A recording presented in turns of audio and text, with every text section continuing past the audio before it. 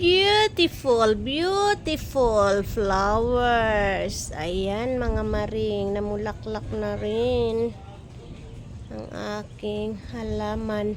Binili ko ito mga maring since tinayo itong bahay namin 2021. Ayan, itinayo itong bahay namin dito. Ang aming blue house. Nga pala sa inyo mga maring, binubungan na itong kalahati ng third floor namin. Ayan ang view. Ayan na mga maring, may bubong na. Nabago yung kubo. Tinanggal ang bubong ng kubo. Tapos, dito ipipwesto ang video okay namin. Aakyat dito ang video okay. Ayan mga maring, tingnan natin yung ayun yung sampayan namin, may bubong na rin. Ayun yung mga kalapati ko. Ayan, ay pagkain na sila sa baba. Ayan mga maring, may bubong na lahat kasi para sigurado ngayon tag-ulan walang tagos na tubig sa flooring, kaya binubungan na lang namin lahat. Ayan ang view. Tingnan natin. Ang ganda sa labas. Ayan mga maring ang view.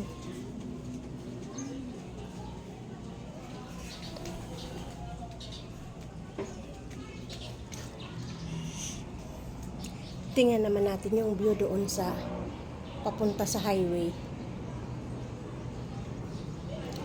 Ayan. Ayan yung building na yan, highway na yan, Aguinaldo Highway. Ayan.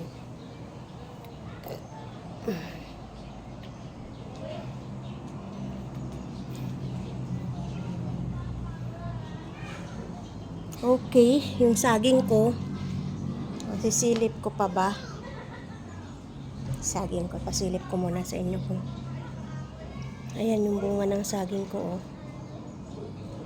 Ayan, malapit na naman. Malapit na naman ako may ma-harvest na saging. Ayan.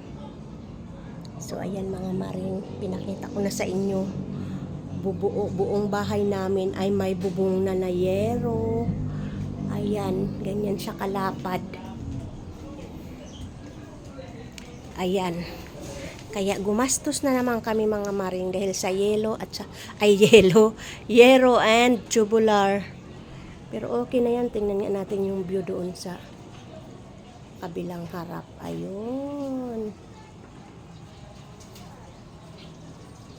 Ayan mga maring, salamat sa panonood mga maring.